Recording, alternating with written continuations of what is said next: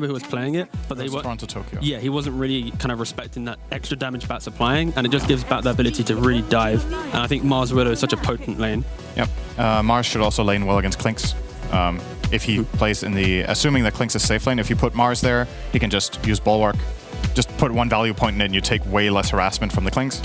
On the flip side though, if you did put Batrider top, with the laning changes to Batrider on level 2 or level 3, Bat could actually just dive and kill Klinks, right? The main thing that has happened is level 1 Firefly has double the damage of before, which sounds absolutely insane, but it was because it was really garbage before on level 1. Yeah, it tickled. It went from 10 to 20 DPS, and then your Napalm also got a bit better. So honestly, I can see cases with both things. If you put Mars top, you have less kill pressure on Klinks, but you're very good defensively and you give Bat a lot of levels mid. But if you were to put Bat top, I think you could do a great job against Klinks Venge. So we'll see.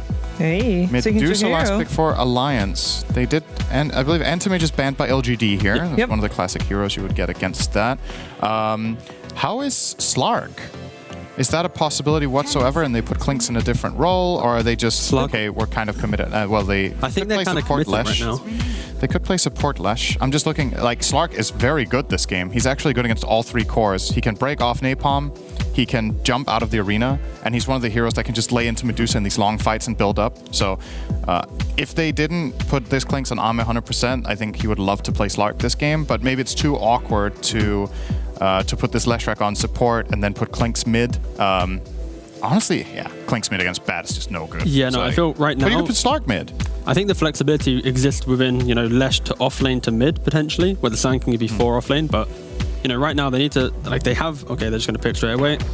Oh, okay, for an ET. The way you guys are both talking, it means that you really like this Medusa pick coming out from Alliance, because it's not something that PSG.LGD has an answer to still. I think we saw yesterday how Medusa lineups can get stupidly punished by the Medusa lineup actually being proactive. But Alliance have the heroes where in lane, Mars Willow is pretty strong, Bat should have a good time, and then you have this kind of defensive mechanisms to enable the Medusa, right? So I'm curious if a Diffusal Klinks can just own Medusa. I mean, that's what I'm thinking here. Whenever I see Medusa in a game, I'm like, okay, do we have a hero that can buy Diffusal as a core, right? Just a mana burn is the way to solve this hero most of the time. And with this Burning Barrage, maybe a Diffusal actually does so much damage to Medusa really fast that she can't stay in fights. But that's TBD. I don't know. It's something that maybe they don't know either. Like, perhaps Ame has never tried that item build since the hero got changed. So. Best place to try, surely. Officials.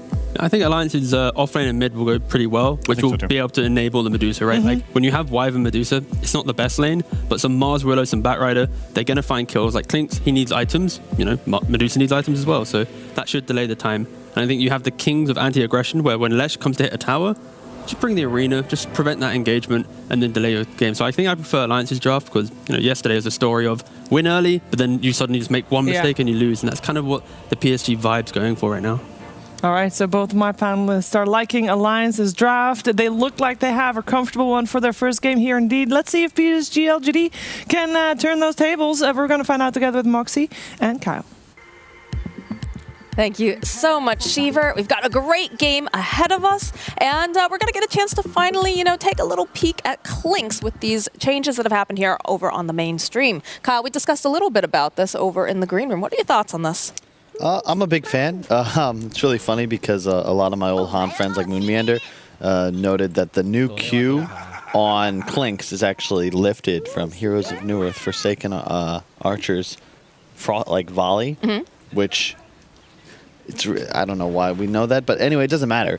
It's a cool ability because the hero never really had any flash farming. Kind of was what was missing. You were fully single target.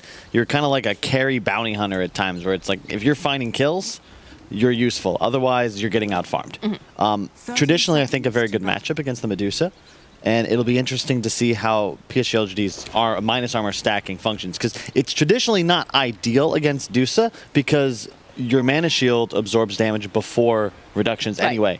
So you're effectively at 0 armor when you're using mana shield. So we'll see how it plays out. Also, Wyvern. Alliance still leaning on it. Yeah, it was nerfed. Hero's still pretty damn strong. All right, well, looks like we've got some skirmishing here for the rune. But Alliance is just going to back off. Don't want to do too much here, but we'll get a couple nice clicks off here on Faithbien and set them up to have a nice lane. I think it's also very interesting the fact that, I think Kips actually mentioned this over on Twitter, the fact that Alliance, you look at this draft, right? It's very reminiscent of drafts that they played during DPC Season 2. But now, a lot of these heroes, they've got some really nice buffs, especially, the Bat Rider. We've seen Limp do quite a few things with this. Very good. And it just so happens that this is kind of their patch. It was really mid-bat specifically that got buffed because the napalm damage is just a boon to your last hitting. But more importantly, Firefly doubling damage at level 1. You were keeping that skill level 1 for some time. A lot of bats would sometimes skip Flame Break, but now I think 3-1-1 is the 100% build, which means 4 or 5 napalms on a Lesh, and suddenly Xiao Hui's in a ton of trouble. So it's a rough lane for Leshrac. This is not something that you really enjoy. Yes, you see he starts with the stick, he'll be able to spam lightning, but you find yourself out of position, you're just dead. So look to see Limp bully here. Y down in the bottom lane, taking some damage from Hanskin, just making sure that he can't harass his core over lane. And Nico Baby is getting a bit bullied here by Faith Bien. Yeah, this is a rough setup. I'm surprised they got so much damage off just level 1, but that is the power of ET. Oh, bottom lane. It looks like they'll find the kill on Y. Can they get anything in return? No, Hanskin, he's just too fast, and they were not in position to punish. Looks like they just got level 2 first. Immediately go in. Mars very effective. You're able to get the rebuke into the spear. But we'll see. I think Alliance, as the game progresses, end of the day, they will scale. They've just got so much incredible team fight. Yeah, Wyvern's laning is nerfed, but Curse is still busted. Like that spell is still absolutely insane to just cancel out damage coming from a BKB core, potentially, forcing him in the late game just to kill off a support. I remember what it was like when it first came out. You were actually able to do damage on top of everything. Like, it was that was so broken. I got a lot of MMR when that hero came out, but yeah, it's definitely got a lot of value. And we're seeing a lot of the teams, they really kind of favor something that's able to, just not cancel out the BKB, but, waste time, hold them in place, counter it. And, in this case, we're seeing that Wyvern. You've got, plenty over on the side of PSG.LGD with the we'll see Venge and whatnot. We'll see how Venge plays out. I've played a ton of Dota, and Crit actually banned me from picking Venge. He said I should never do that again. Obviously, there were some changes. Sind mentioned the damage reduction now on the swap, but I like it a lot more with spread damage carries, and there's a lot of natural synergy with heroes like ET. Yeah, Clinks is a ton of physical damage, right? But I really prefer it with heroes like Luna, like Gyrocopter, Medusa, that kind of just play as both your frontliner and your source of damage. Clinks has to be a bit more mobile. You're not really something that can just stand there and hit the tower and count on any tankiness to save you. I mean, he's set up like an assassin or one of those heroes, sort of like a Slark, right? He wants to dip in, hit a couple times, dip out, regen, sort of deal. So it makes sense that, you don't want to be sitting in the middle of everyone because you're just too squishy. I mean, you get better as you go on, obviously, with the Death Pact, but man, Nico Baby's just walking right under this tower, giving him some smacks. He's found himself SNG, and look at the punches here. Looking for the stomp, but not going to be able to quite land it. Courier just wandering on through, a little bit too close to that tower and the heroes, so he will end up losing that Courier. That's unfortunate, although, whoa, FNG, careful, my friend. Yeah, well, he's got himself the heal, the Cold Embrace. Buys him just a bit more time. He doesn't have that Arctic burn to fly over the tree, so he's going to try to hide over in the tree line. But look at Q. He does so much damage. Forced to pop the Fairy Fire, followed up with the Burrow Strike. Nico Baby can't do much of anything here other than just watch, maybe get a couple of these value clicks off as FNG does indeed fall. Nice dive there. They didn't take a single tower shot. They had already pushed the creep wave in thanks to Faith Beyond backlaning with the Sandstorm. This is part of the reason Sand King is just such a nice hero nowadays. It's very tough if you can escape like the first 2 levels. You just farm, and there's not much anybody can do to stop you. Meanwhile, Xiao Hui doing all right mid lane. Limp is a bit ahead, but a lot of that CS is, of course, the easy camp. Nice bit of save here coming out from S4. Looks like he's going to be able to protect the Willow. But yeah, again, it's one of those things where Lip's just a fantastic mid laner, and again, he's played this quite a bit, so I'm sure he's very familiar with the matchup and knows how to best maximize it here. Yeah, Limp is an incredible mid player, has been for some time. But I do fear for PSG.LGD in the sense that their lineup is very reliant on momentum. They're going to want to take towers, utilize a quick blink on SK to find kills. Ooh, get that lasso for the first time over in the mid lane. Zhao8, he's still alive, still. Nice stomp. Nice stomp coming out now from the Elder Titan. Zhao8, he realizes they've got nothing to cancel out the TP, so he can just run away. But it was a good rotation here from XinQ, just absolutely prepared for when that lasso came out. Yeah, that's the danger though, because this Batrider, combine it with a bunch of disengage from your Wyvern, your Mars, your Medusa. Later on in the game, it'll be much simpler for Limp, especially post BKB, just to find kills on any core. They'll just follow up and drop the hammer. PSG.LGD, they have to be in the right place, right time, have extra numbers, and soon look to rotate, maybe take some early towers. It feels like PSG.LGD recently have been favoring these very, like you said, they're high momentum drafts. You need to get started and have that snowball going, and then you need to kind of take that momentum and end the game before the other teams, usually speaking, are able to hit their peak potential here. Let's see, Limpy's trying to clear the stack. Clear the stack, maybe get himself a kill along the way, as Y taking so much damage. Hanskin making his own rotation. There's the root, and they just need a little more damage. There it is. A nice kill here for Hanskin. I think he would have disjointed. I think he did disjoint the stomp. Might have been out of range as well. But really nice usage of the illusion rune. Already arcanes on Zhao8, but I don't know. Look, I know he's the director. He's an incredible Dota player. Used to be an incredible Dota player. He's still like 10k MMR, but it's very difficult to replace. I'm pretty sure he's higher MMR than you, Kyle. He's playing a little more Dota, but yeah, does a little bit. Nothing to say is irreplaceable. Like, end of the day, Zhao8 could be one of the best 10 players in China, but he's trying to replace a man who might be just the overall best. They are so bottlenecked over here. Spirit connecting over onto the Vengeful Spirit. Limp just drawing all that Firefly around. Got some of that Storm, but not quite enough, as they will end up losing Zhao8. Nice save, though, coming out from the Wyvern. Will be able to get the kill onto Y. You see Ame down to the bottom line, but he gets dragged up to the high ground. There is no one there to save him. Curse Crown comes up. He's trying to finish off S4. I don't think he's going to be able to. They eradicate the Clinks. That is a very difficult area to contest. PSG.LGD, they're walking up the high ground, and really nice lasso there from Lim just to drag Clinks right up, find another, and the hero is just not really great. The one guy you probably want in this fight trying to take a stack is Faith Beyond, but he was farming his own jungle in the meantime. Zhao8, an unfortunate stun here.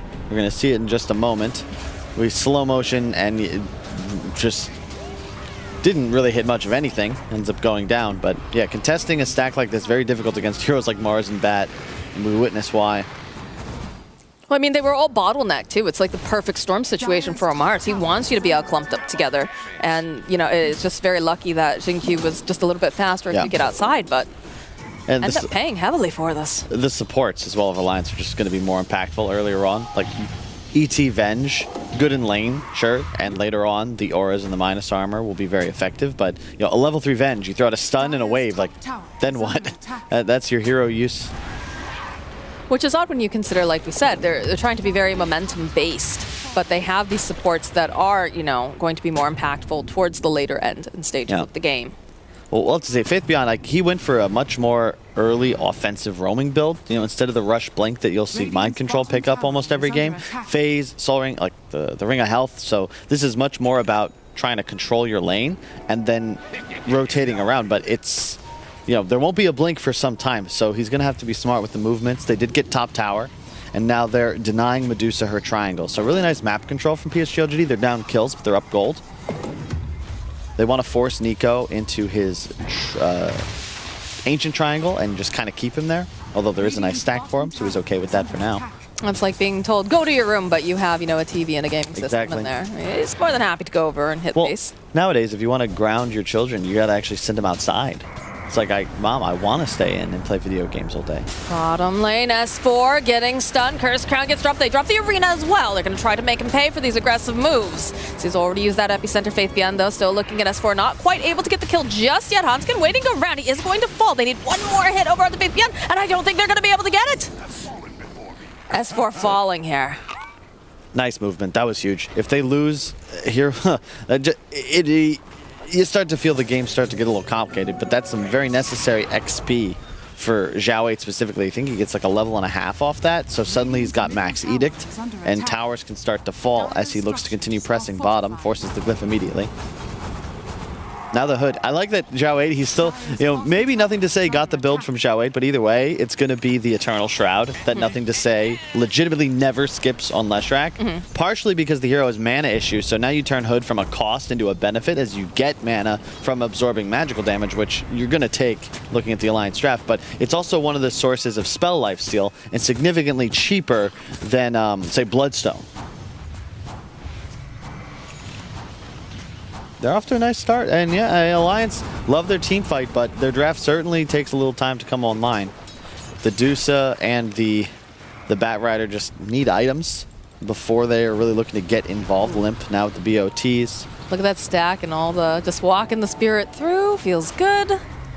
Now, this is something that we were talking about in the green room upstairs when we saw that the Clinks was picked. I was asking, which do you prefer? Because I've been seeing a Chrysalis build, and I've also been seeing a Maelstrom build. And you had mentioned that you like the Chrysalis better, but is this potentially better for Ame, viewing the Maelstrom? Well, it makes a little more sense with an ET, just because you're going to have the magic resistance aura on the spirit. So that makes Maelstrom procs do effectively pure damage. Right. And if you're going to be stacking Ancients and kind of turned into this hard carry style, you do have 2 supports built to boost your DPS output. It makes more sense. It's really just, I think, player preference and about how the team likes to utilize them. I think Gyrocopter is the best example of a counterpart, because some games you want the Chrysalis, some games the Maelstrom. It's really just, whatever you feel like. But when you take a bunch of Ancient stacks like this, very nice to have a Maelstrom maxed out Q. It's going to be really cool to watch this hero. Clinks, it's been reworked like 7 times, but I think we might have found something here just because the hero can finally farm creeps, which was the biggest issue for so long, years. I was about to say, it is fairly strange watching a Clink sit here and take a very stacked Ancient get. That's not something that you typically see in the past, because he's used to just, farming heroes. This is a hero that wanted to be very active early on, and now it's sitting back. Yeah, the problem with the hero, you could literally not do this. You would eat a creep, he would eat that creep, farm the camp, and then run into the enemy jungle and hope to find Medusa, maybe kill Medusa. You couldn't ever just take a little moment to try and farm it. He's actually with that stack ahead of Nico Baby on Dusa, who has not had the greatest laning phase, but still he's been playing, freely moving for his rotations for the last 10 minutes, 0-0-0. That's the dream Medusa's KDA. This feels like a retired Clinks, he got older in life, he still occasionally takes a job, wants to go, take down the enemy Ancient, but, he also likes to enjoy a little me time, have a little farm time. What was it? I was looking at the Barrage tooltip. When it says, so when you use that, 60% of Clinks' attack damage and attack modifiers. So does that mean it's like a lowered chance of Maelstrom proccing, or that the lightning damage is only 60%? You tell me, Kyle, you're the analyst. And a 60% attack damage. Oh, no. Okay, it's the full damage, because it's applying 60% of the attack damage and attack modifiers. Not written as clearly as it could be. Miss Clark in 8th grade English would have been very disappointed. Well, I'm sure when she plays Dota, she will write them a very strongly worded letter about how they need to be more clear about that. I mean, we see this constantly, right? There's some little things that the janitor needs to clean up in Dota. I think I saw Kay's tweet about it. I think a lot of people stop nerfing things and not telling me. What am I supposed to do? Gotta be the big brain gamer. Gotta realize it. I feel like this is the slowest game we've seen so far on this stream, though. 15 minutes, only 5-3, but more importantly, both squads very content to leave the Rubicon dividing the map and acquire all resources. Well, as you say that, we go and find ourselves a Faith Bien here. So he's going to take a lot of damage, and he will get picked off. So some movement happening down towards this bottom area of the map. But what I think is most interesting is the fact that, this Clinks is out farming a Medusa with Split Shot and a Manta. I actually think he farms Ancients faster. But it does help that he has Venge for the minus armor and the aura, but still.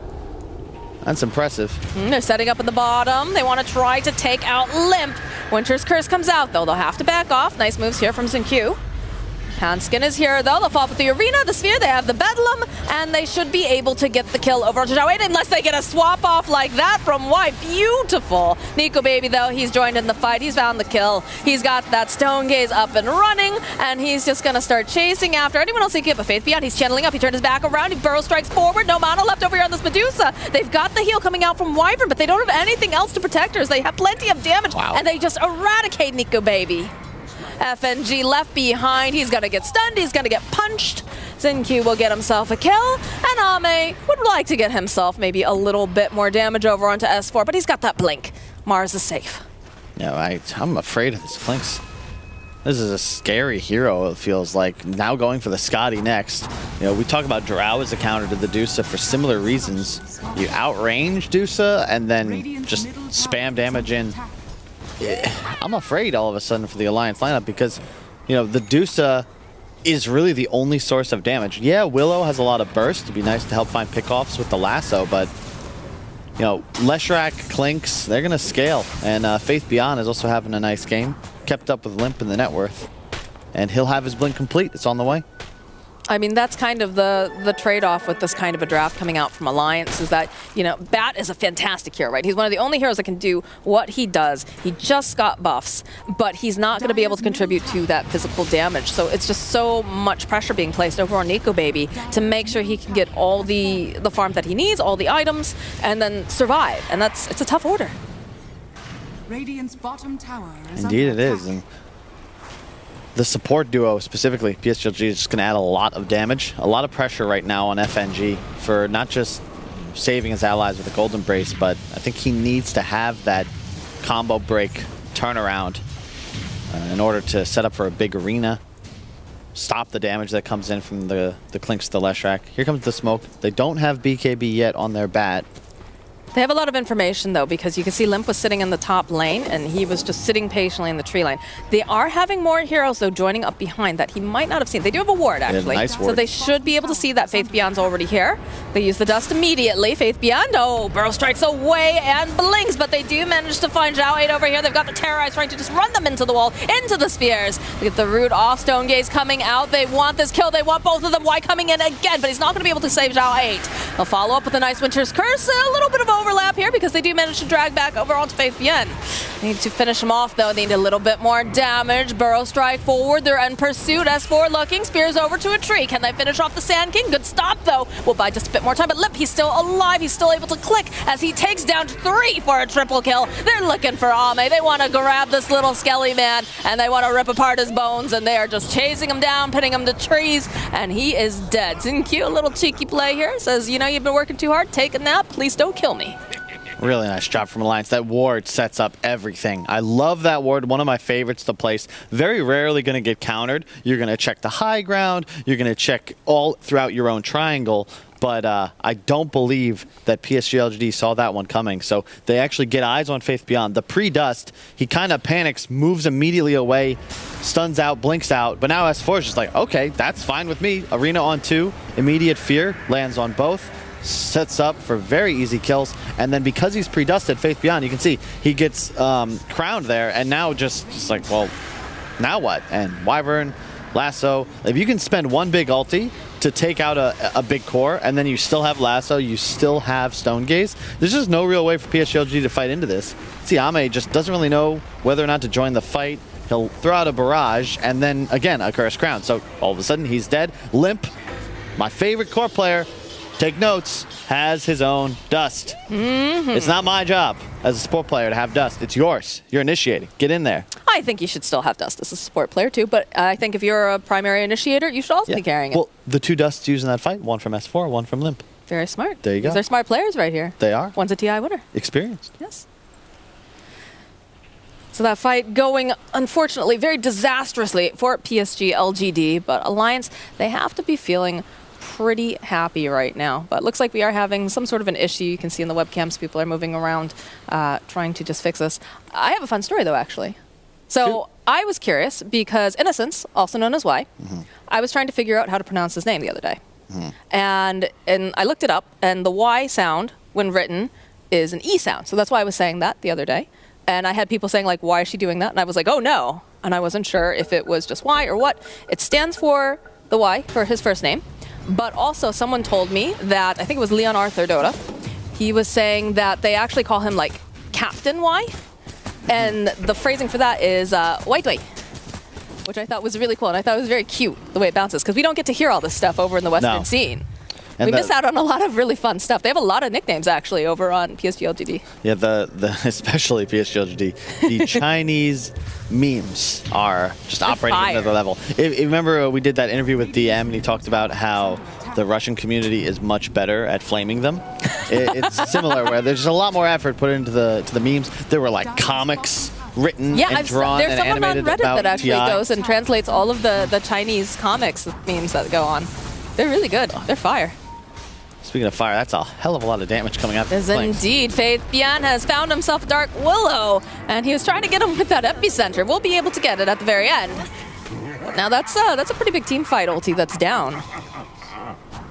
Indeed it is. Is that worth it? Is that, yeah, you know, they're just planning on just farming up for now? Yeah, Epi is one of those weird spells where you prefer to have it in team fights, but you actually get yourself into trouble sometimes trying to set up Epi when just a blink stun would do. Okay. And you get a free kill in the enemy 4, you're going to take it every time.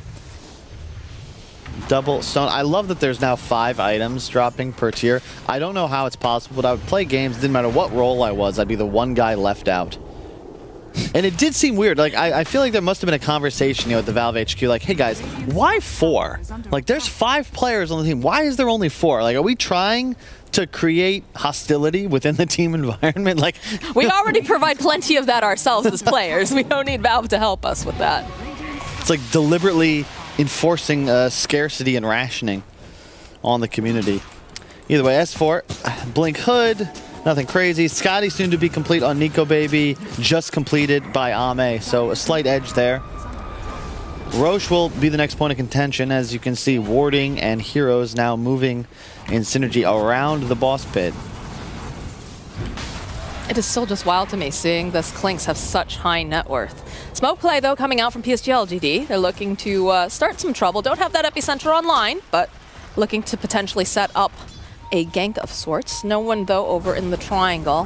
FNG hiding in the tree line, hugging close to Nico Baby. Wants to be able to respond in case of any sort of leaps. And they do spot over here on the side. There's been some sort of a smoke. They're breaking it. They realize that somebody invisible is nearby. I love watching Clinks play Dota. This feels like a great hero now. Limp gets spotted, trying to barrage, just trying to take out this threat of a lasso, and they have enough damage, so there's not going to be any lasso available, although Faith BN does get pinned over to the side. Y coming in hot, though, does manage to keep him alive. They've got the essence ring. S4, he wants his kill. He's not going to be able to get it because he immediately gets stuns up by Faith BN. They'll follow up with a curse. FNG, though, ends up paying for it, and it's not enough damage to take down Faith BN. Limp just got totally shocked there. He had BKB, just didn't use it, ends up tanking like 50% of his HP from just a barrage, and then stun epi, gone. You saw the Maelstrom as well, really key. You're gonna watch, he gets embraced, probably trusting FNG that that'll be enough to keep him alive, but the epi magical damage and this Maelstrom proc, keep in mind, effectively it's pure damage, because the natural order removing all magic resistance, so just with the spirit, Xingqiu helping out quite a bit, only level 1 actually, but still, 40%. It's enough. Significant. It's enough. It gets the job done. And that's Roche. That's a big edge for PSG.LGD, who have not really, a bit of a shaky start to stand in and all, but this game, maybe slightly weaker laning phase from Zhao 8, but you can see that the synergy and the idea of how to play the map is still there. I feel like Ame has far more ancients than Medusa. Yeah, I would actually agree with that, because he's constantly had stacks going as well. This is going to be a very interesting hero to see like how he scales and how he plays against some of these more traditional. They have Dust. Good FNG. He's trying to consider does he just use that heal? He will. And they have the Aegis over on Ame. So he's feeling very strong right now. Now a Lotus Orb, that's a big pickup for the SK. Removes the Napalm stacks, but more importantly can reverse either a lasso or a curse back onto the caster. And yeah, BKB next up for the Clinks. I think that's definitely the right move. Right over to the mid lane, reveals himself. Have a smoke play over on the side of Alliance as well. So they're combing through the bottom portion of the jungle, not finding anyone. Gotta be careful though, the Klink's ulti is fading. He wants to eat a creep before they actually get into this engagement. Well, he can take his pick here over in the jungle. Is under attack. Have a little snack before he goes murdering. I do have one other question for you. Is the... Sorry, I hear sounds. I think they're going in, and I guess they are actually going in. BKB this time coming up from them almost instantly. And they're going to protect S4 for as long as possible, following up with the curse. Wow. So they should be able to get the kill over here on FNG. They'll get the kill on S4 as well. And Hanskin, he's not going to make it out alive. They'll get the stuns off, and it's a triple kill now for Ame. Yeah, this is the kind of fight that PSG.LGD are going to thrive on. That was really nice, though. Ame showed top, cleared the wave, and immediately invises back towards mid, where they're already making the play. So he's not even arriving late. Alliance think they might be getting a pick off. Instead, they get rocked. Really nice Lotus. That was the reverse curse we were talking about. Had 4 heroes all attacking FNG. He dies, and, you know, it's the team fight of Alliance. You know, the area control, the fights that they're winning, they're in choke points. You take spread engagements like this, not going to work for you, and they're going to lose tier 3 at least. They don't have Glyph. This is actually wrecked. They do have to be careful, though. The Mars is going to be up in a couple seconds. He has the arena. You still have Limp, of course, with that lasso if he wants to try. Looking for the right angle. FNG pops forward. It's going to take out a ward.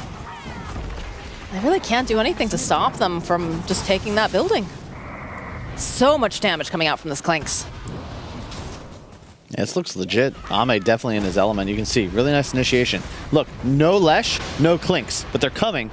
They force the Mars into a rough position, and yeah, he stays alive for a moment, but that counter curse is just pretty much GG for this fight. You can see Nico's like, yep, nah, I'm not a part of this. It is so hard to see that Lotus on top of everything else. Get the little bit of the laugh going on here, like, well, sometimes it's like that. Ooh, and the shard on Klinks, I'm a big fan. I was going to ask that, actually, because I have some people that don't feel like it's very value because of the way that he's changed. But clearly you like it still. It's nice just because carry heroes that can buy shard and immediately have more damage.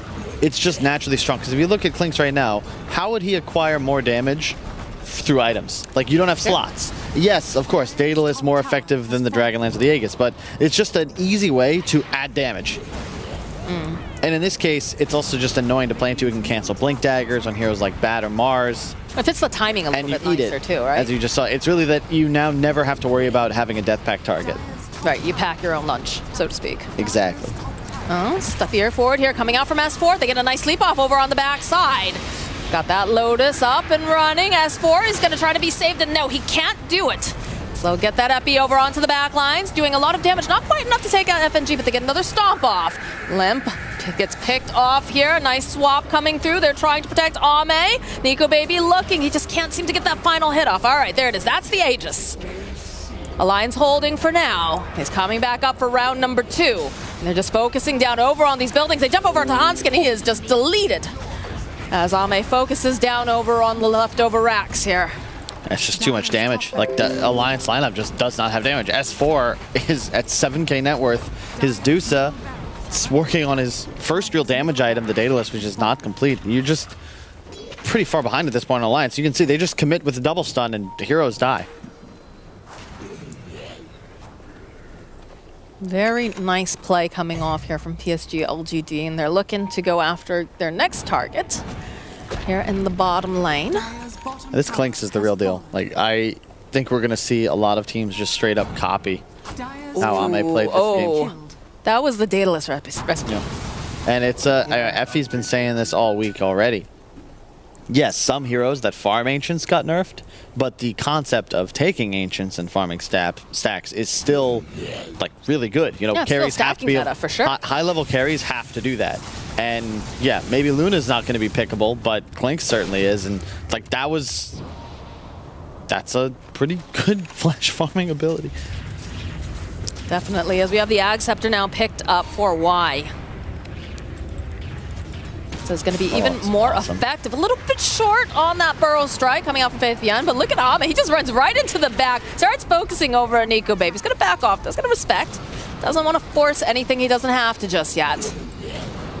Focus on the tower. It's the Alliance. They're trying to get into position. Limp trying to just punish this, trying to make it more favorable for them. FaithBN getting ready. They make any moves over onto Ame. He's got the BKB though. S4, there's too much damage coming out. He's gonna try to bulwark some of it off. FaithBN jumping over onto the back lines though. Gets that epicenter off. Is he gonna be able to finish off FNG? Not quite. FNG going to be able to buy himself a bit more time as FaithBN just a bit too far forward without the rest of the team there. Nice Winter's Curse over in the back lines, but they're also slept. They'll be able to take down Hanskin. Hanskin buying back FNG, sitting very, very low. Zhao chases after him. Ame though over here on the side is gonna get feared away from the rest of his team, but the stop coming out over on the back line. They get the stun. Hanskin, he just fought back and he is dead.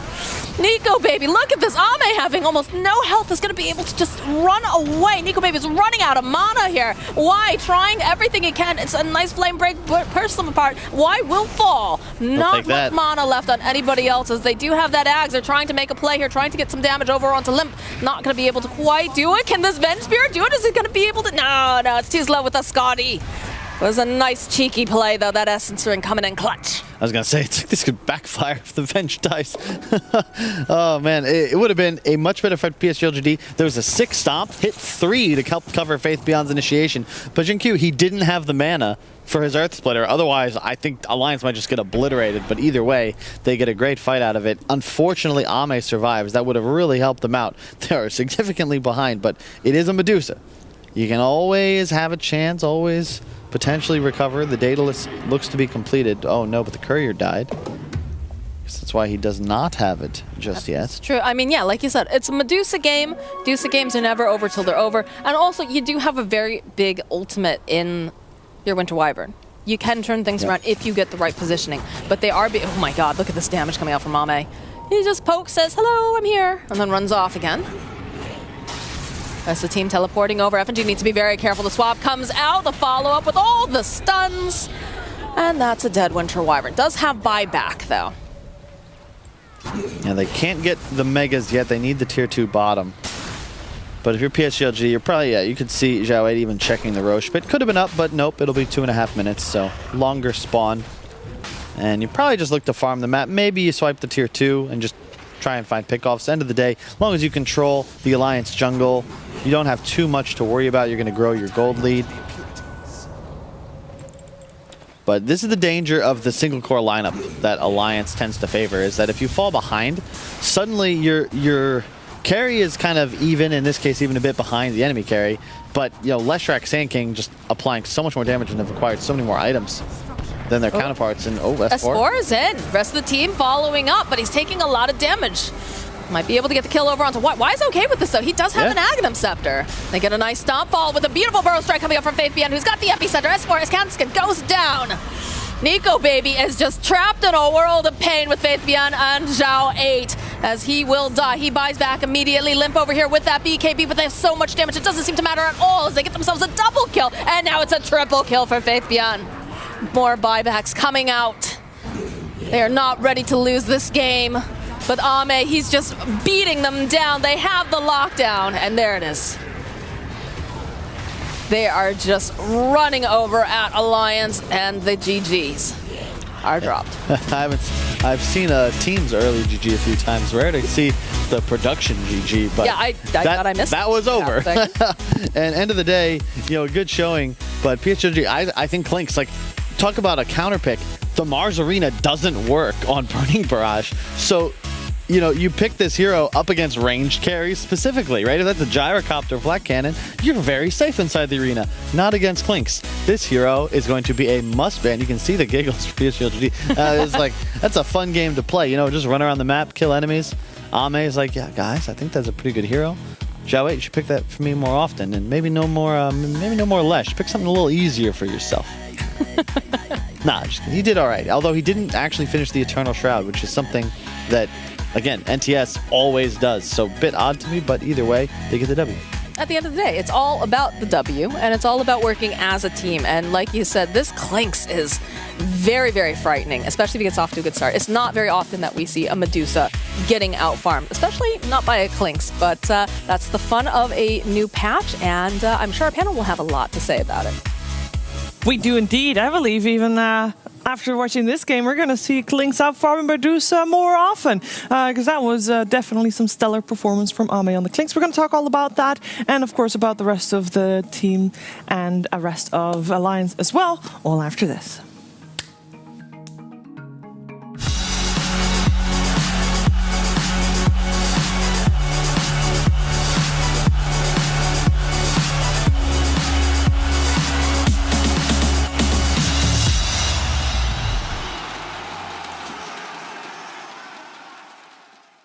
My name is Jordan Gilbert, aka Nothing. Hi, my name is Sue Lee. My handle is Snix. I think it's important for these initiatives to happen. Empathy really, really goes a long way, and it always means so much to us, and I think that's where initiatives like this really help. I encourage everyone in the community, anytime they see bullying, anytime they see someone getting called names, I encourage you to step up and say something. Good luck, have fun. Good luck, have fun.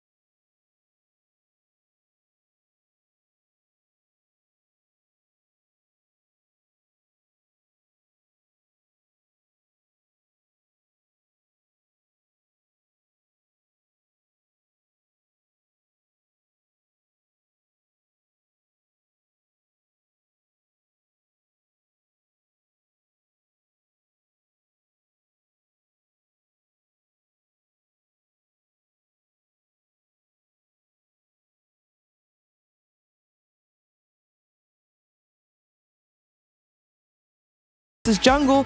But eventually, the damage that Ame was able to rack up on his Klings proved to be just too much. And some well-placed Lotus Orbs coming out from Faith Beyond, of course, as well, turning the tides. It was just not enough for Alliance to delay the game long enough for NicoBaby to come online with this Medusa, which was really the goal. Let's break this game down. Trigov, what did you make of this one? No, I mean, this Klings was exceptional. Like, the way in which he was able to farm the start of the game with his barrage, but then he entered into the game with just fighting with everyone else. Like, I love the fact that, we questioned early on, like, is this Medusa going to be able to, farm more efficiently, maybe play defense around the Mars and the Willow, the Wyvern, but realistically, when you have, Sand King and a Leshrac and all these type of heroes, then the Klings on top of that, it's just so much damage. So yeah, I like the fact that PSG, they cleaned up their act a little bit and they were just playing really methodical Dota. Yes, and we talked about that we saw PSG.LGD yesterday, and we were not really that impressed. We had higher expectations, even with the stand-in. I feel like today we saw what they could become this tournament. Yeah, I think it was always going to be a question about warming up, right? I would be very surprised to see LGD just bomb out and get bottom 2 in the groups. That's kind of out of the question pretty much, but it's still possible, right? They're now 2 and 3, I think. And it was only one game. It was one game, but it was a much more structured and well-played series than the one we saw from... Did they play one series day one, or was both series yesterday? I think they played both series yesterday. Both series yesterday. Yeah, they did not play the first tournament. Yeah, I think, first of all, they're coming with something fresh. The Sand King Klings opener was really cool. They seem to already have an understanding of some of the new hot stuff in the patch, which they didn't really bring in on their previous day. So it's a good sign. Yeah, the talk of the town of this game is obviously going to be the Klings. I think Faith Beyond was maybe the MVP of the game on Sand King, though. I think he did a really, really good job bridging the gap and making Ame look good. And yeah, I'm not really surprised with that. Faith Beyond, excellent player. Absolutely. And the talk of the town will indeed, as Sensei, be the Klings, because we don't see him that often. And Brian will talk to you more about that Klings.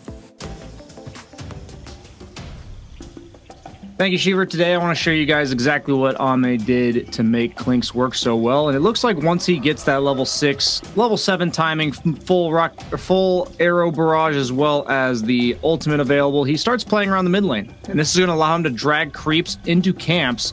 And he does this all game, where he farms creep waves and creep camps with a single use of his first spell. And notice how he's also going to be spending this entire early game stacking his own Ancients, which is very unique for a carry.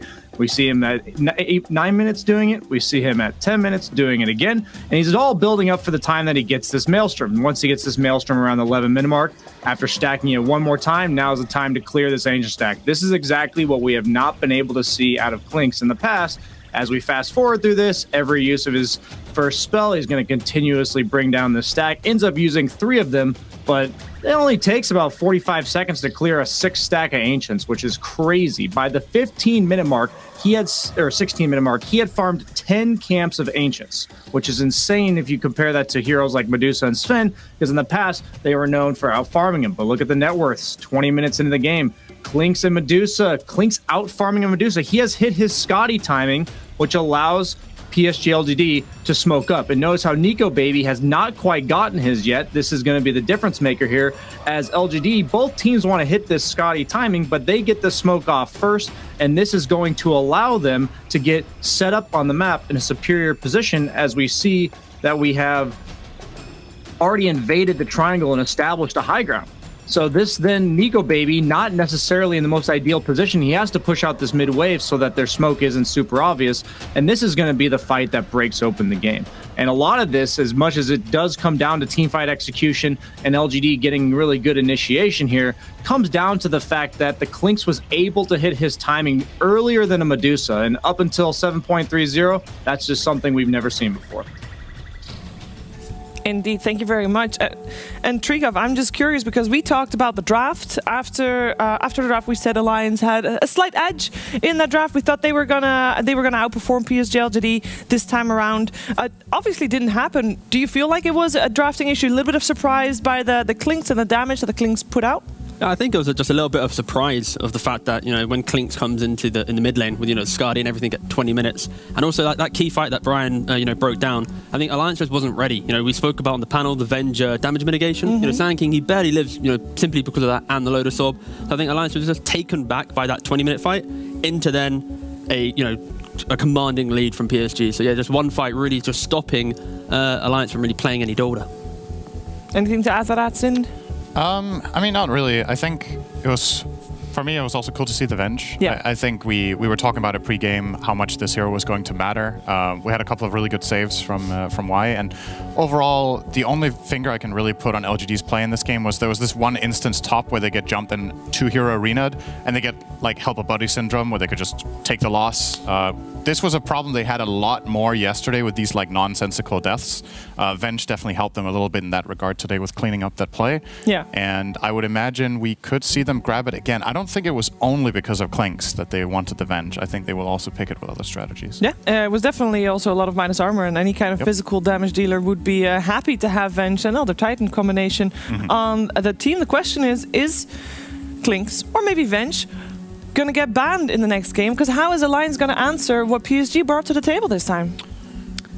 They had a lot of defensive mechanisms on Alliance, right? And like I think we were commending that a lot because in previous patches, holding down your triangle is really strong. So I think maybe Alliance will look to be the go-getters and maybe even look to find some early kills themselves because they were finding kills, but they weren't really connecting the dots and like owning the map, right? And maybe they kind of change up one piece of the puzzle to be able to actually take a fight continuously in PSG's side. Yep, I'm curious to find out what piece of the puzzle Alliance is going to pinpoint as to what was the problem for the first game and see if we can see that back in the draft for game number 2, which is right around the corner.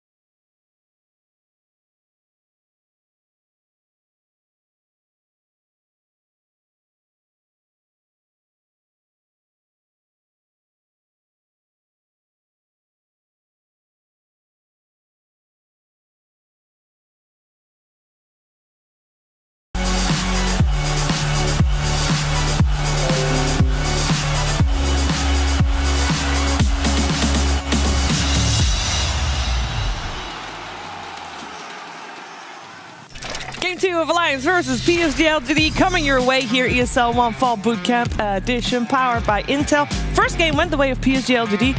Second game, we're about to find out who takes that one. And there has, of course, been a slight change because this game, it will be Alliance that has second pick.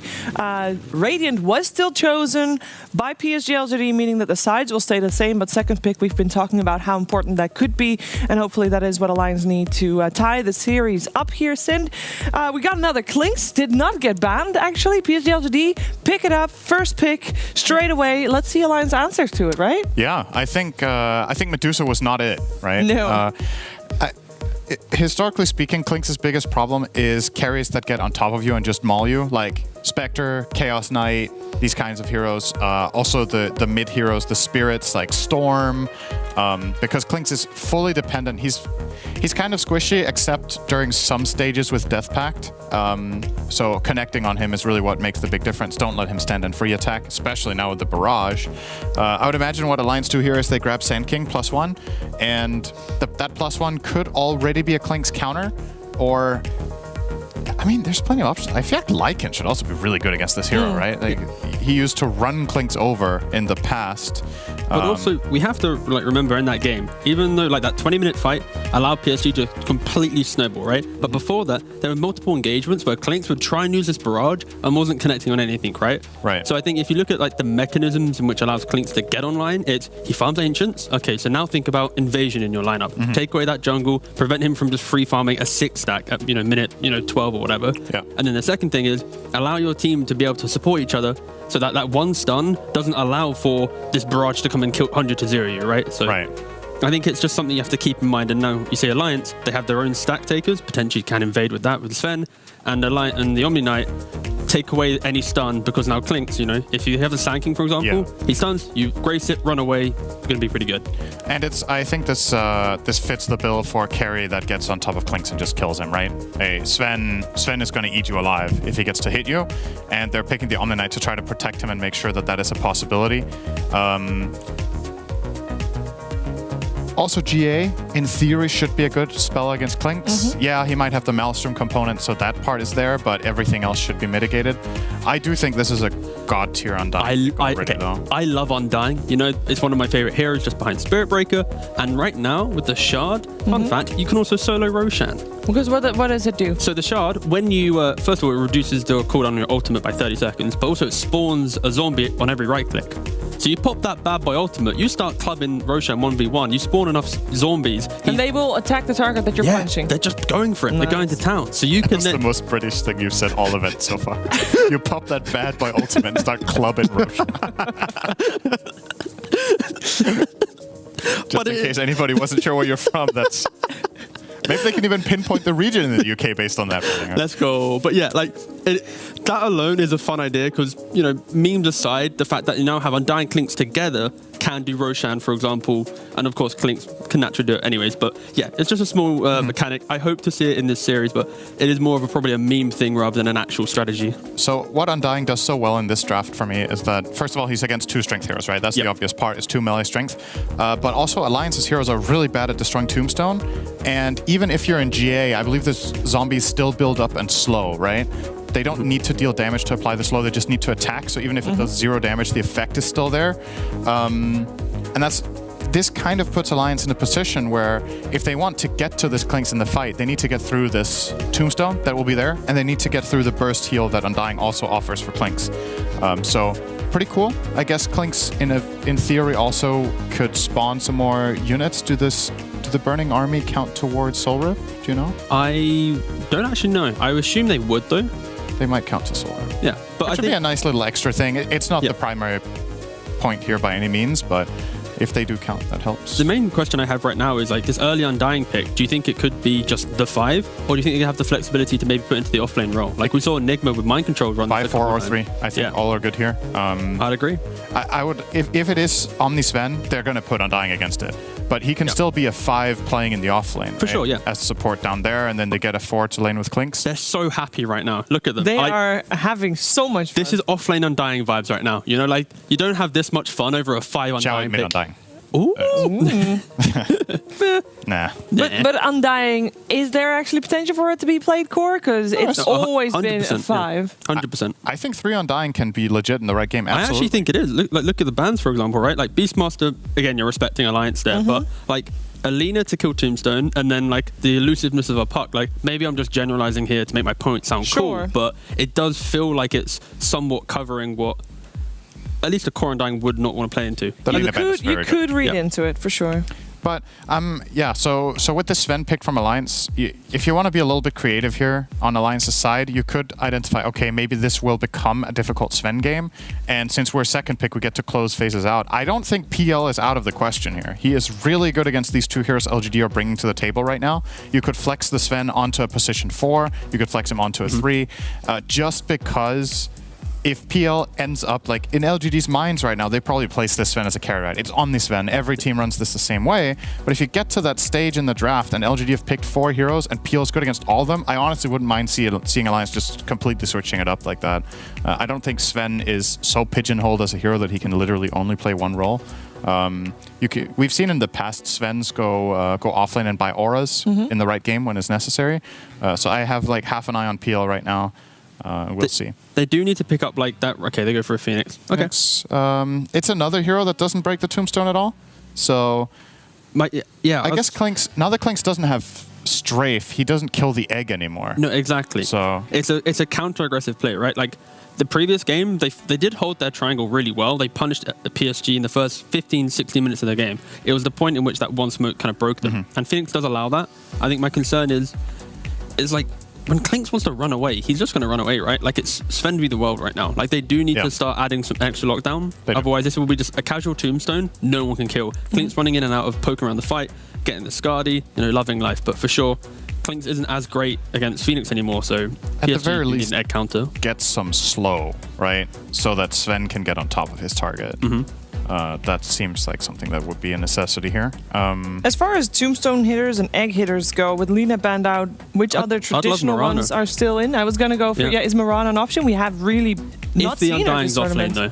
If the Undying offlane, then you like it to see an Undying Mirana lane. Mirana's decent, especially knowing that it's in queue. I think that's definitely a possibility. What else is there with good attack speed against the egg at this point from a supporting role? Okay, they're going to grab the Void support first. Okay. So there's one.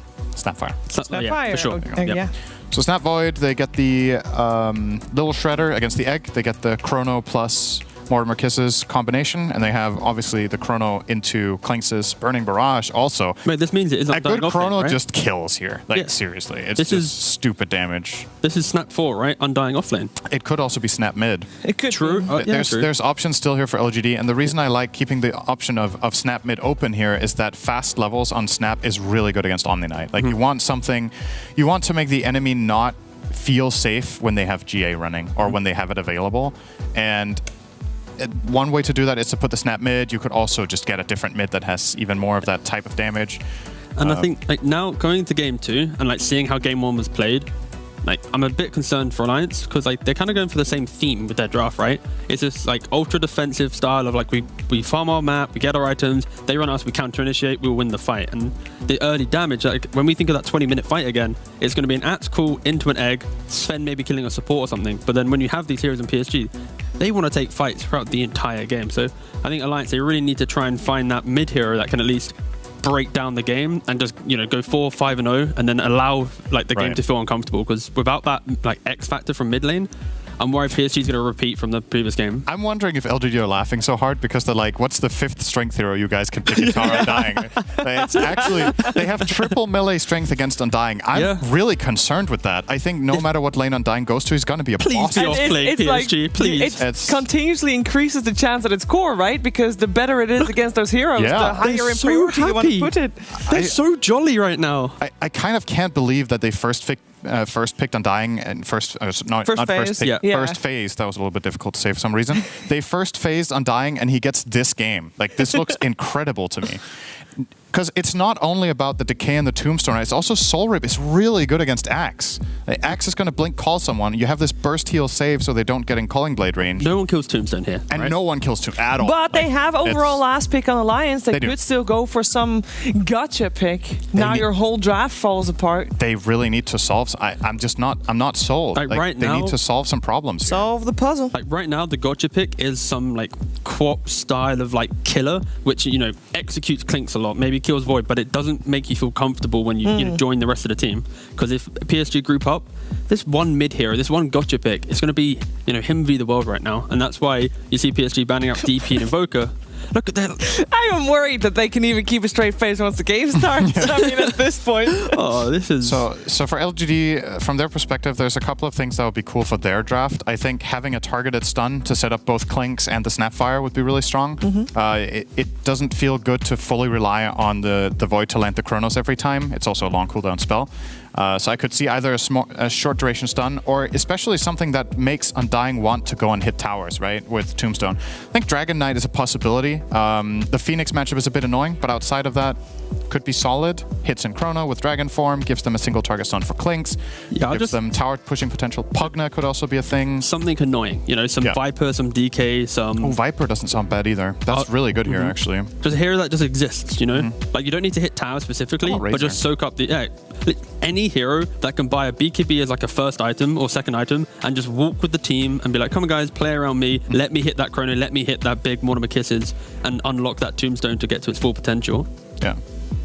I like all of these options. I think Razor, Viper, Dragon Knight all sound good to me. Even like is Doom still available? Oh, all right, that's why we're grabbing Ursa. Another one that hits the egg, even though you don't really want to use, but charge for that. Is he mid? Is Xiao playing mid Ursa? I mean, it is also a really good Ursa game. Like you said, it hits egg, it can beat Axe in lane, it can beat Sven in the game. It can still be a mid Snapfire with Undying support. Xiao realized how easy the Clinks was. I can do that. He was like, boys, stack me the Ancients, I can do this. I think most likely at this point, Snap mid, support Undying and Void. So the Ursa is probably position 3 for Faith Beyond, and then they play Undying in lane with that, and then they just try to absolutely dominate that lane. No, it's Xiao mid Ursa. Yes, the offlane, yes! It is offlane Undying, and beautiful. Position 4 Snap, and 5 Void. As expected, the Void is 5. The mid Ursa. Mid Ursa against Pugna, though. That's a spicy lane. I feel like Pugna is very favored in this one. He's just going to decrep every single time Ursa wants to go for a creep. He might have to, then jump to get it, but... Yeah, I'm excited. But then you take damage. Exactly, yeah. I'm excited to see how Ursa Pugna goes. I'm sure Pugna should be dumpstering, and of course Limp is a god at mid lane, so that should go pretty well for Alliance. But I think fundamentally, the rest of their lineup is based around time, and PSG did not give Alliance any time, so Alliance have to kind of clean up their act and make sure they don't fall victim to that one clean smoke gank that they kind of did get hit by in that previous game. Decrepify is a very good spell this game, though. It's against Ursa and Clinks. Could be a thing. Very bad against the Snapfire, though. It's only the Snap ult that you need to worry about. So, I guess there's also the Soul Rip. But is the puzzle solved? I'm personally still not feeling it. I like the last pick from Alliance, but I just felt like from a second pick perspective, I don't think they built enough advantage during the draft. Didn't really take advantage of the first phase Undying, in my opinion. They just made him look better and better with every pick. So I like LGD. All right, well, let's see how this game 2 is going to play itself out. We're heading over to our commentary duo of Kyle and Moxie. Well, I know T is very, very excited because I just saw him do a cookie hop when he saw that was an off-lane Undying. But as per usual, PSG.LGD doing some different things with their draft. And, tell me your expert opinion on this. Well, definitely different. The one constant I think we're going to see here is that Xiao Wei's going to get absolutely bodied in the mid lane. But poor Xiao. I would agree. I think that Sin made a cool point about how you expect more of an edge from the team that has second pick. And you look at this lineup, you think, wow, this is a really good Undying game. This is pretty good for Clinks. It's not what you would have hoped to see from Alliance, but I think if there's somebody to watch, it'll be Limp. Pugna is deceptive. People don't really see it as like this game-winning hero, but like remember Thompson, TI8, like this hero can just straight up win games. And I think that we might see this out of Limp. He's gonna have like a completely free lane. Meanwhile, Nico Baby on Sven, I think, will be able to keep up the Clinks, plus the Warcry, very effective against the mass physical damage it puts out. I think more effective than Dusa in this matchup. How concerned are we with the fact that there are quite a few strength heroes that Faithbjorn's going to be able to hit with the decay? That is the $1,000,000 question. I think you're going to sing that for a moment. I would, but I'm still not quite confident enough to do so in front of the stream. But nice heal. Whoa, yeah, this is looking like a dead Y.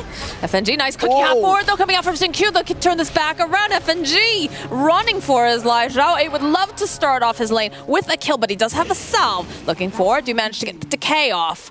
Y is just going to stay off to the side. Zhao, he's chasing a long time here after FNG. It's just still going after him here. It's a very slow pursuit, but at this point, he's very much just has to commit to it. Oh. And FNG breaking the ankles, praising the omniscience as he makes it out of there and teleports on out. That is very nice. Like, even gives Limp a little bit of an edge mid now, as he will deny a creep and get a free last hit. And he already was going to be winning this lane. We've already discussed it, so it's a bit of a disaster here for Zhao after chasing so long, not even managing to get the kill and missing out on some of that experience. Yeah, it's not ideal. Top is the lane that I think will be fun to watch, because Undying core against double melee strength heroes, you gotta figure Undying has the lead. I don't know how good this is. I've never seen core Undying, but I did see a Reddit video of Undying soloing Roshan. So I'm gonna say that this is very good. Reddit is never wrong, so I think that's a pretty safe assumption right there. But no, I've heard quite a few people saying that they really like the idea of the Undying in the play. I know Purge also is a big fan. That was, you know, a couple patches ago, but especially in this particular setup, when you have these strength heroes, when you can get things like a double decay or whatnot, you're feeling pretty damn strong. My concern is just how does this translate later on? End of the day, well, the thing is, you actually can push creep waves now, which is the really nice thing after the level 10 talent change, because you get the decay damage, and I believe it's 2 decays, clears the creep wave. So you can actually farm. It's a 4-second CD, it's not so bad. Previously, again, similar to the problem with Clinks, you just couldn't ever clear waves. So Core Undying has a little more viability, but I actually like what Alliance did. It's not like a counter to the Undying, but it's more of a conceptual thing where, yeah, you can't kill Tombstone super well, but you drop your own Tombstone-esque structures, the egg, the Nether Ward, and make it unpleasant for PSG.LGD to fight around. Makes sense. Faithbjorn, though, he's going to get another decay off, and just like that, kills himself an Omni Knight. Well. That escalated quickly. Indeed. There's a lot of damage. Well, it's making it look good so far. We'll see how it continues. It's really nice to have Snapfire up here too, just because you have that on. The Undying's going to play up close and personal. You get cookied. You can see the Shredder plus the Blightstone. It's definitely making it work. Definitely well suited here with this Undying currently. Throwing out a bit of a stun over here onto Faithbjorn. Does have to be a little bit careful, sitting a bit low. Doesn't have any mana right now, but he's getting a salve brought out to him, so it's going to be absolutely fine. He's got the Orb of Venom, and then of course he's got the Soul Ring for later on. Oh, that was cool. He let the decay stack fall off, then Soul Ringed, so we only lost like 60 health, then salves and heals up, so we'll get near full HP from that. Really cool trick, actually. Good efficiency. But laning phase so far, very much in favor of Alliance. Poor Zhao 8 in mid. And this lane doesn't get any better. Once Limp hits 6, all of a sudden you have a lot more offensive pressure you can output. And Zhao 8, if he ever uses Q offensively, suddenly finds himself in trouble. Bottom lane S4, he's just backlaning now. Not much a Clinks can do about it. He's stuck with creeps under tower. Then get another cookie hop over here. Going to try to do some body blocks against FNG. Not quite managing to land exactly where they want. Goes for the decay. It's another kill for Faithbjorn. Very weird build on FNG. I've yet to see anyone go for this this degen aura. You typically see Heavenly Grace, because that's actually the spell that people are maxing first. You put it on your Sven, you put it on yourself, and you trade, but just choosing not to go that route. What's the mindset behind it, do you think? I don't know, because you can't play offensive into Undying. Right. You're not really hitting him. It's a bad place to be. You can't dispel the decay stacks, so in that sense it's not ideal, but I would imagine it would be good just for the trading. And yeah, like this is Zhao 8 mid is going to have some trouble. Does have a water rune though, so he's going to be able to heal up a little bit, but immediately just goes right back down. Again, we've got nice nether belt. He might be in trouble here. Limp, he's hunting. He wants this kill, but looks like he's going to focus up and just, flex a little bit. This is his lane, bottom lane. Bit of a dive here over onto Ame. Hanskin trying to just finish off. Does have the Icarus dive. They need maybe just a little bit more damage. Is it enough? Yes, it is. Nice offensive glyph there. Prevented him from losing battle hunger for a couple of ticks, but also ensures they keep the vision, some creep damage.